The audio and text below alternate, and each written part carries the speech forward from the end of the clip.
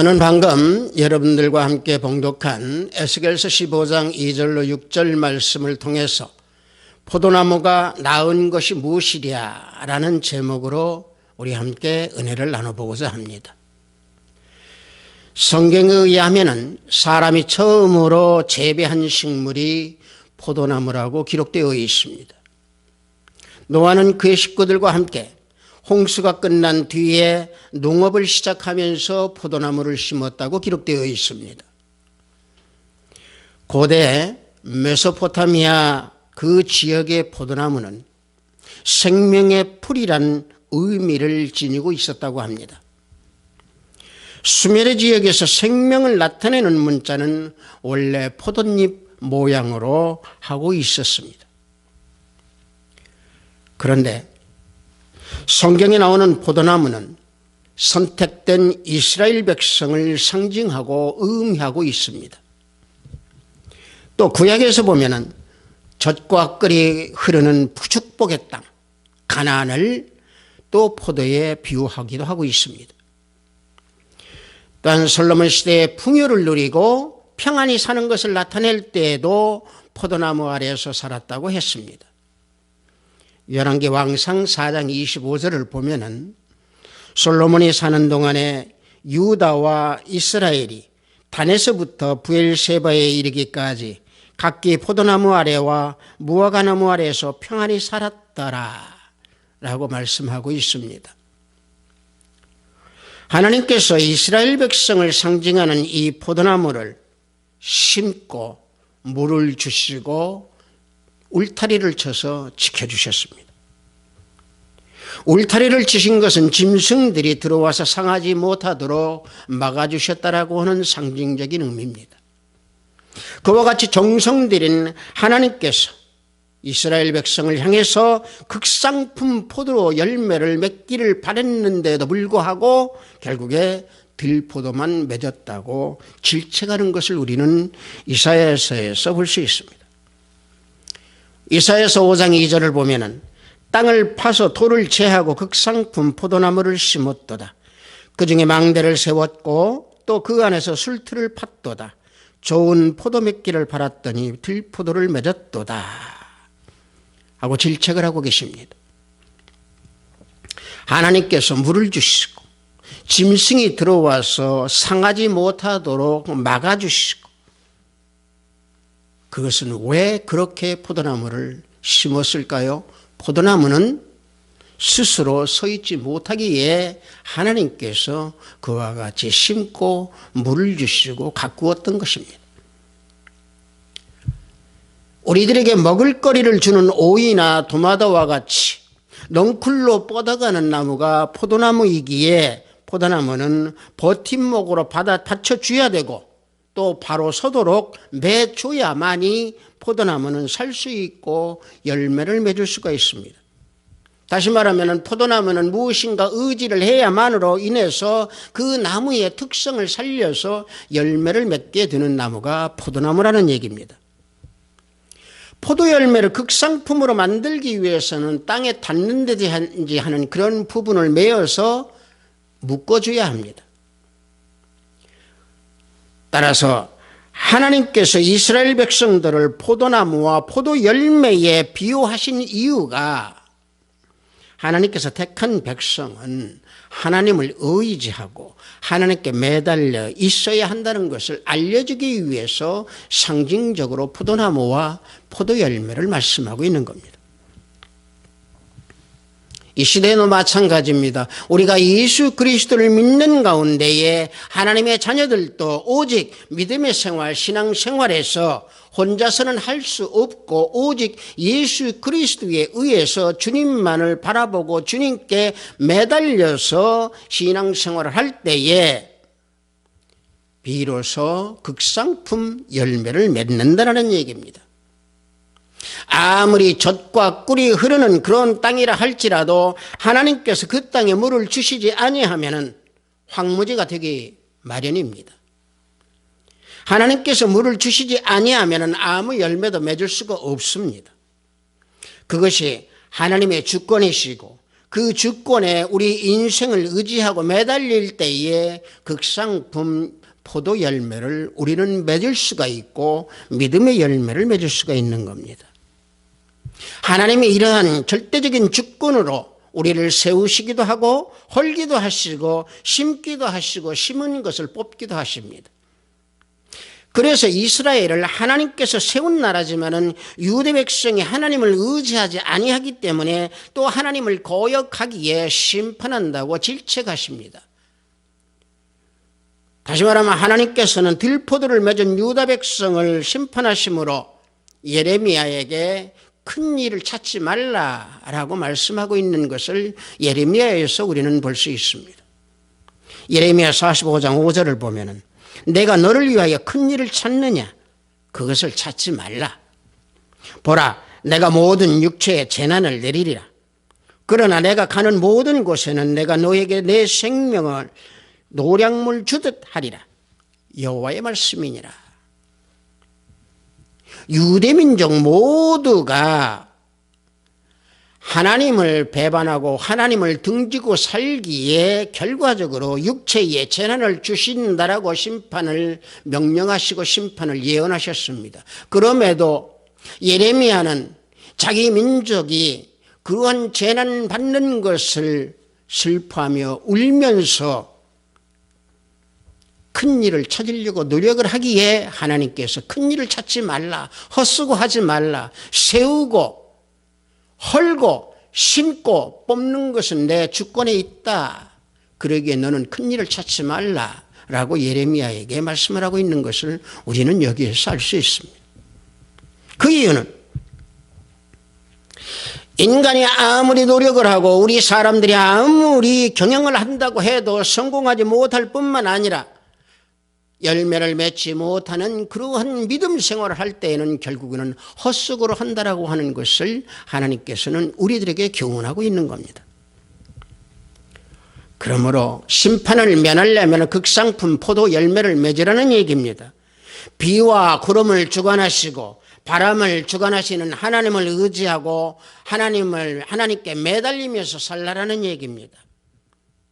따라서 하나님을 택한 백성들, 하나님께서 택한 백성들은 그때나 지금이나 항상 하나님을 의지하고 예수 그리스도만을 보고 살아갈 때에 생명수를 공급받을 수 있기에 생명수를 공급받으면 믿음의 열매를 맺을 수 있고 의의 열매를 맺을 수 있고 화평의 열매를 맺을 수 있고 사랑의 열매를 맺을 수 있고 진리의 열매를 맺을 수 있고 거룩의 열매를 맺을 수 있다라고 하는 것이 하나님의 생수, 성령의 생수를 받을 때에 비로소 극상품 열매를 맺을 수 있는 겁니다. 따라서 이 시대에 하나님께서는 우리에게 바라시는 것이 이러한 열매를 바라보고 계시는 겁니다. 신앙의 열매를 맺지 못하면 들포도가 됩니다. 들포도가 맺으면 그 나무는 아무 쓸모가 없이 땔감밖에 쓸 수가 없습니다. 노아 시대와 같이 악한 시대에도 열매를 맺어야 되는 것이고 다니엘같이 여러 가지 시험이 있는 그런 시대에도 열매를 맺어야 하는 것이고 욥과 같이 어려운 환경에서도 열매를 맺는 그러한 신앙생활을 하는 것이 우리는 하나님께 극상품 열매를 보여드리는 믿음의 삶의 열매인 것입니다. 그런데 하나님께서 요구하시는 극상품 포도 열매를 바라셨는데 들포도를 맺었다라고 하는 얘기입니다. 그런 열매를 맺지 못한 포도나무기에게 모든 나무 가운데에 포도나무가 나은 것이 무엇이냐라고 하나님께서 지금 물어보고 계시는 겁니다. 본문 15장 2절을 보면은 인자야 포도나무가 모든 나무보다 나은 것이 무엇이랴?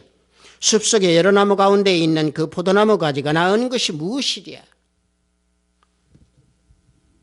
성도 여러분들, 포도나무가 다른 나무보다 나은 것이 무엇입니까?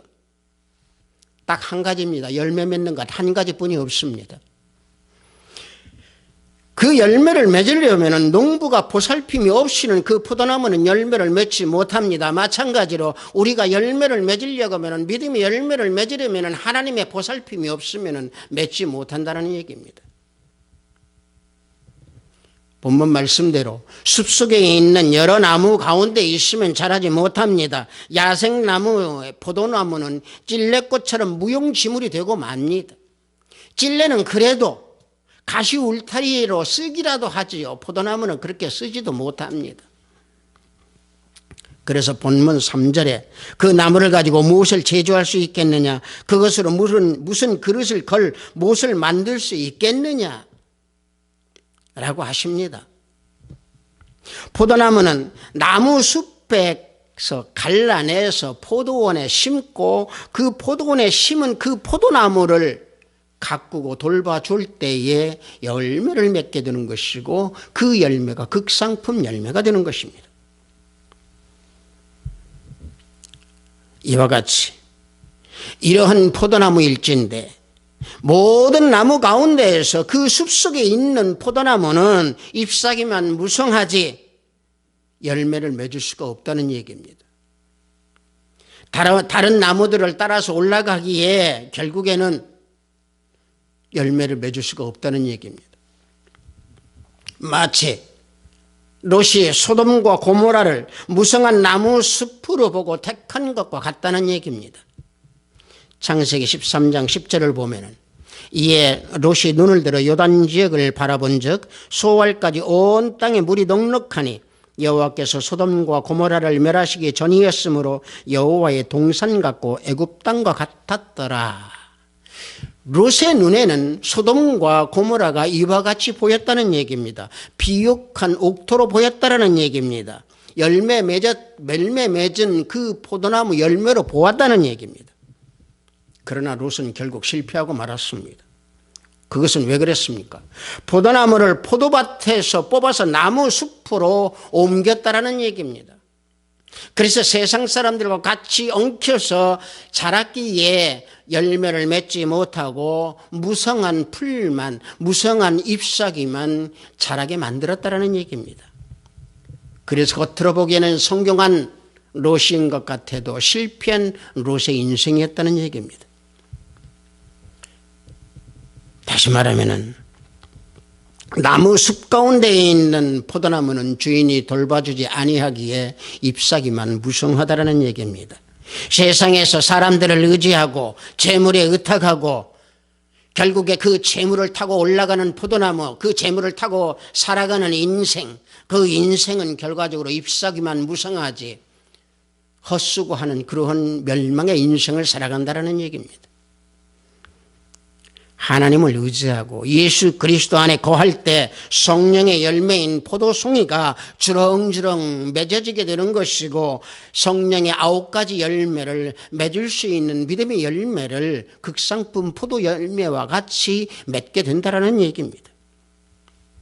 그것은 하나님께서 울타리를 쳐주었기에 사탄으로부터 사탄의 공격을 맞을 수 있고 사탄의 공격으로부터 전신갑주를 입고 능히 싸워서 승리할 수 있도록 하나님께서 뒷받침해 주신다는 사실입니다.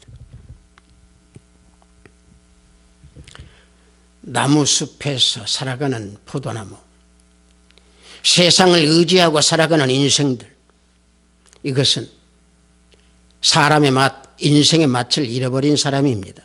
결과적으로 쓸모없는 소금처럼 세상에서 무익한 존재가 된다는 얘기입니다.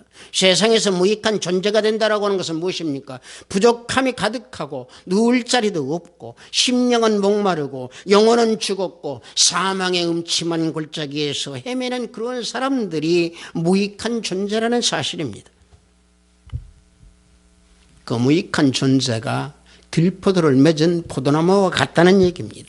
들포도를 맺은 잎사귀만 무성한 포도나무와 같다는 얘기입니다. 다시 말하면 예수 그리스도 안에 거하지 아니하면 아무것도 할 수 없다는 얘기입니다. 요한복음 15장 5절 나는 포도나무요 너희는 가지라. 그가 내 안에 내가 그 안에 거하면 사람이 열매를 많이 맺나니 나를 떠나서는 너희가 아무것도 할 수 없음이라. 주님이 우리에게 교훈하고 있습니다. 예수 그리스도 안에 거하지 못하면 결국은 선택받았던 우리들도 결국에는 버림받게 된다는 얘기입니다. 아무것도 할 수 없다는 얘기입니다. 여러분들 성경에서 버림받은 사람 많이 있지만 그래도 가장 두드러지게 나타나는 사람이 누굽니까? 사울입니다. 구약 사무엘상 28장을 보면은 사울은 이스라엘의 첫 번째 되는 왕이었습니다.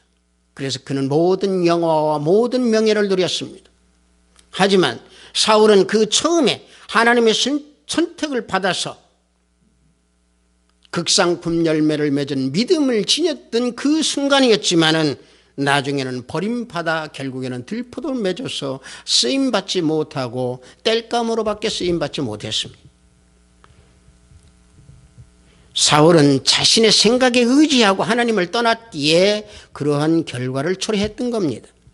불안과 욕심으로 인해서 자신의 믿음이 흔들려 버렸고 열등감과 질투와 증오로 인해서 미움의 종, 사단의 종이 되었다는 얘기입니다. 회개의 열매를 맺지 못하고 들포도 나무가 되어버렸다는 얘기죠. 다시 말하면 예수 그리스도 안에 거하지 못했던 사울이었기에 그는 하나님 말씀을 떠나서 제멋대로 살아가고 제멋대로 모든 것을 행동했습니다. 그러나 하나님께서는 여러 상황과 여러 상황을 통해서 여러 사람을 통해서 경고를 주었건만 사울은 끝까지 회개하지 아니했습니다. 물론 때로는 잠깐 회개한 때도 있었습니다. 후회한 적도 있었습니다. 하지만 그것은 잠시뿐이었지만 똑같은 죄를 저질렀습니다. 다윗과의 관계에서 볼 때에도 사울은 여러 차례 다윗을 죽이려고 했지만 다윗은 맞대결을 해서 복수를 하지 않았습니다. 다윗은 어떻게 했습니까? 사울을 죽일 수 있는 결정적인 기회가 2번이 있었음에도 불구하고 그는 하나님께서 모든 심판을 하신다라고는 그 믿음을 가지고 자신은 기름 부은 사울을 죽일 수 없다 해서 치지 아니했습니다. 그때 사울은 자신의 잘못을 인정하고 후회했습니다. 하지만 시간이 흐르자 또다시 똑같은 죄악을 저지른 것이 사울입니다. 이와 같이 회개의 열매가 없으면 들포도나무가 됩니다. 사울과 같은 존재가 되어버립니다. 사울과 같은 존재가 되면 몰락해버립니다. 몰락해버리면 쓸모없는 나무가 됩니다. 쓸모없는 나무가 되면 결국에 멸망의 길로 걸어가는 것이고 죽음의 길로 걸어가는 겁니다. 그래서 본문 4절 말씀대로 불에 던질 땔감이 될 뿐이라 제주에 무슨 소용이 있겠느냐. 땔감뿐이 될 수가 없습니다. 그래서 우리는 불 속에 던져지는 땔감의 포도나무가 되어서는 안 된다는 얘기입니다. 본문 15장 6절을 보면은 그러므로 주 여호와께서 이같이 말씀하셨느니라. 내가 숲을 가운데에 있는 포도나무를 불에 던질 땔감이 되게 한 것 같이 내가 예루살렘 주민도 그같이 할지라 그랬습니다. 이스라엘이 징계를 받고 심판을 받는다고 예언을 하나님께서 선지자를 통해서 말을 했음에도 불구하고 계속 범죄하고 계속 우상을 섬김으로 하나님께서는 바벨론을 이용하여서 침략을 해서 불에 살라지게 한다고 했습니다. 좋은 열매를 맺지 못했기 때문에 하나님께서 심판하신다는 얘기죠. 정죄받는 포도나무는 화목밖에 쓰지 못합니다. 땔감의 그 포도나무가 된 사람이 우리가 구약에서 놓고 본다고 하면 아비멜렉입니다. 아비멜렉은 누굽니까? 우리가 사사기에서 놓고 보면 기드온의 아들입니다. 기드온은 70명의 아들을 두었습니다. 아비멜렉은 기드온이 죽은 다음에 세겜의 지도자들을 살살 꿰어서 자신이 왕의 자리에 오르게끔 하기 위해서 그들을 이용했습니다. 그리고 아비멜렉이 첫 번째 한 일이 무엇입니까? 그 형제들을 한꺼번에 죽이는 일이었습니다. 70명의 형제들을 다 죽이려고 했지만은 그 중에서 요담 한 사람은 살았습니다. 반석 위에서 공공연하게 자기 형제들을 다 죽인 기드온의 아들 아비멜렉이었습니다. 반란을 일으킨 아비멜렉의 손에 유일하게 살아남은 기드온의 아들 요담은 그림 신상 꼭대기로 가서 감람나무와 무화과나무와 포도나무가 거절한 나무들의 왕자리에 가시나무가 앉힌 대가로 모든 나무들이 두려움에 떨게 되었다는 그런 내용의 비유, 그 우화를 통해서 아비멜렉을 질책을 하고 있는 것을 우리는 성경에서 보면 알 수 있습니다. 이 내용을 우리가 조금 더 깊이 살펴보면은 어느 날 나무들이 감람나무와 무화과나무, 포도나무에게로 찾아와서 자신들이 왕이 되려고 말합니다. 그러나 그 나무들은 왕이 되기를 거절합니다.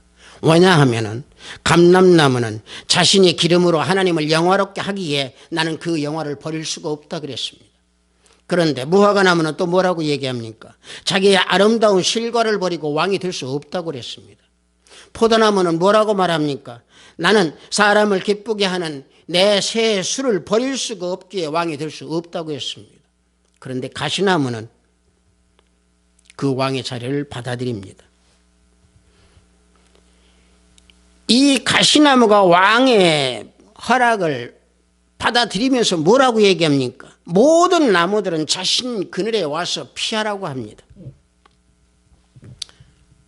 여러분들, 가시나무는 저주를 상징하는 나무로 먹을 만한 열매도 없습니다.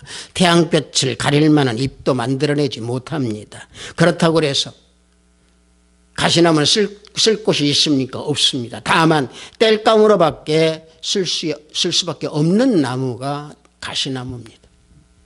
그런데도 자기 자신을 바라보지 못하고 나무들의 왕이 되어서 나무들 우위에 군림하고 있었습니다. 형제들을 반석 위에서 전부 몰살시켰던 아비멜렉. 하나님께서 약속하신 영광의 자리보다는 자신이 결정하고 자신의 생각대로 모든 것을 다 행했던 아비멜렉. 결국에는 여인이 던진 돌자구에 맞아서 죽게 됩니다.